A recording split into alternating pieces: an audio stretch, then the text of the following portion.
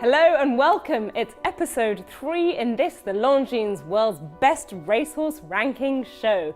And we're back to fill you in on the movers and the shakers of the month that's been. We've got some great new features and then we'll look ahead to what's still to come. It was another month of exciting racing around the globe, with the spotlight predominantly on the US and the UK. There was 5 days of Goodwood, there was excitement in Paris, and in America, the Juddmonte Stakes and the Whitney Stakes. It's Nick's Go with a wire-to-wire victory in the 94th running of the Grade 1 Whitney. Keep me in mind, an essential quality. They battle it out in the Juddmonte Stakes. Essential quality won it. This is a really commanding performance. It's Hurricane Lane dashing to the line, 10 clear. In second position, just about Wordsworth. Alcohol-free has a very narrow advantage to Poetic Flair. Alcohol-free under Shane Murphy have won the Qatar Sussex. He's relentless, and a day are the first horse since Galileo, the first Derby winner since Galileo, to win the King George. With so much brilliant racing going on around the world, it's inevitable that there's going to be an impact on the rankings. It really wasn't that long ago that we saw St Mark's Basilica skyrocket to 127 with a brilliant win in the Coral Eclipse at Sandown. So what about this month? Has there been a performance to knock him off top spot?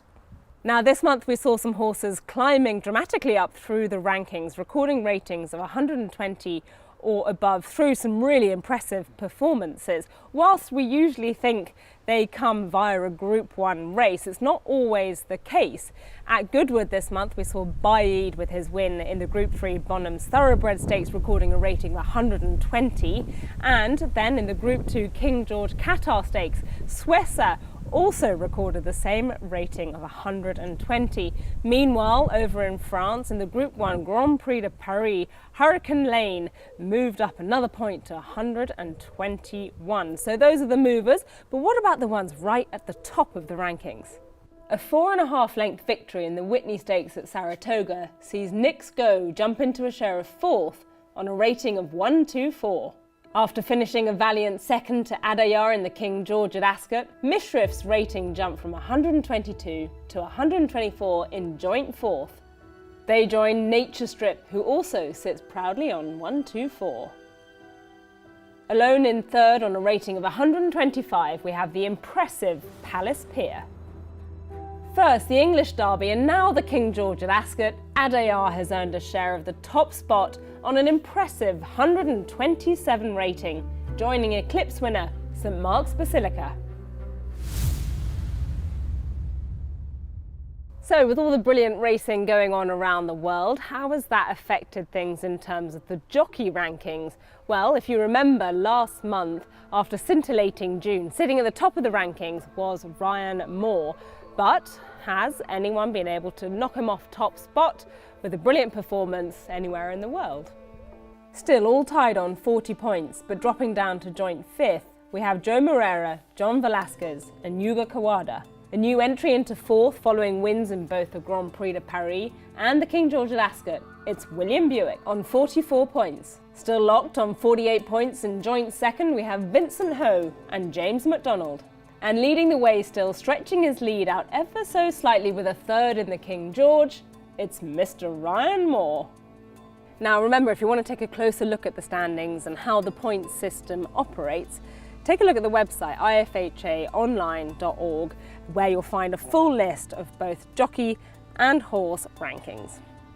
So while there's no change at the very top of the Longines World's Best Jockey rankings, there has been a significant move from William Buick, with a win on Adayar in the King George and on Hurricane Lane in the Group 1 Grand Prix de Paris. He now finds himself in 4th position, and if he continues in this rich vein of form, he could be giving Ryan Moore something to think about right at the top. We caught up with William at his home in Newmarket. I'm William Buick. I'm a professional jockey. I'm based in the UK, but I've been very fortunate enough to have ridden all across the globe. Trying to get their poet's word, but Hawkbill leads throughout, takes the Shima Classic in great fashion. It's Hawkbill by 3 lengths. Hurricane Lane on the near side, closing with every stride. Hurricane Lane has got up in the Irish Derby. Obviously I spend a lot of my time in Dubai, through my position with Godolphin. I've been to Japan, I've been to Australia, Hong Kong, America, Canada. You know, there's great jockeys in every corner of the world. They dominate their own jurisdictions. Exceptional jockeys, incredibly talented, big race jockeys. You know, when the pressure's on, they perform. I don't think you can ever sit back and think you're the complete package, or there's always something you can work on. You know, the worldwide competition, to be able to compete and prove yourself against those top names is massive. It's what it's all about. I mean, certainly the race that probably gave me the most satisfaction, I would say is easy to answer, is the King George on Adayar. He's relentless, and Adayar, the first horse since Galileo, the first Derby winner since Galileo, to win the King George. It was quite important to get it right at Ascot, and to also be the first horse to do the Derby King George double in such a long time. He just goes and does his job, and he's very professional. I was very impressed with what he did at Epsom. He had the perfect trip. You know, he was drawn one. You know, the one draw in the Derby he's always been made a big deal of. But he was ultimately a very good winner of the Derby, and I was impressed with how he quickened and how quickly he did put the race to bed. And I was thrilled for Adam, because like you say, I know the feeling, and to see his face, the emotion he was going through it was great to see. You know, he is a very impressive horse to look at. He's very big and well put together, very strong. He certainly put some strength on for the Derby, and it's very hard to compare horses. Different generations, they can't run in certain races, but then they put up amazing performances. But he's certainly up there with some of the best for sure. And like you said, it's 20 years ago since a horse has done the Epsom Derby and the King George. So yeah, that shows you how hard it is. So even around for that, the King George this year was full of good horses. Obviously the best around. You know, I certainly think they'll be aiming him towards the Arc. Where he will go before then, if he will take in a trial or not, we'll see. They will do whatever they think is best for the horse. It's Hurricane Lane dashing to the line, 10 clear, in second position, just about Wordsworth. I think Hurricane Lane, he's an improved horse since Epsom. He is a horse with a great constitution. He's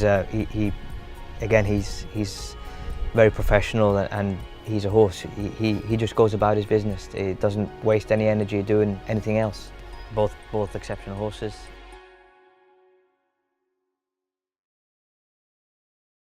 So there's more scintillating action coming up next month in the world of horse racing. We've got top-class action in France and the US, and we see the return of Group 1 racing in Australia. Add to all that the fact that we've got the Juddmonte International Stakes at York, which was 2020's Longines World's Best Horse Race and was won by Longines 2020 World's Best Horse in the shape of Gayarth. What could this year's renewal bring? And away they go then for this 49th running of the Juddmonte International over this extended mile and a quarter. Gayarth away to a good start. Gayarth has not seen another rival, and he's going to see them all off here in the Juddmonte. He's relentless. Gayarth completes a great Group 1 hat-trick. Star of the Seas from Very Elegant fighting back. Star of the Seas, Very Elegant. I think Very Elegant's kicked back. Peanut Turbo's going to try and run him down, and he's gaining very fast in the closing stages, but Persian King has won. I hope you've enjoyed this month's episode as we've looked back on the very best action from the world of horse racing, and make sure you join us going forward as the Northern Hemisphere goes into the autumn and the Southern Hemisphere comes to life in the spring, and we move ever closer to the conclusion of the Longines World's Best Racehorse rankings towards the end of the year. Looking forward to seeing you next month.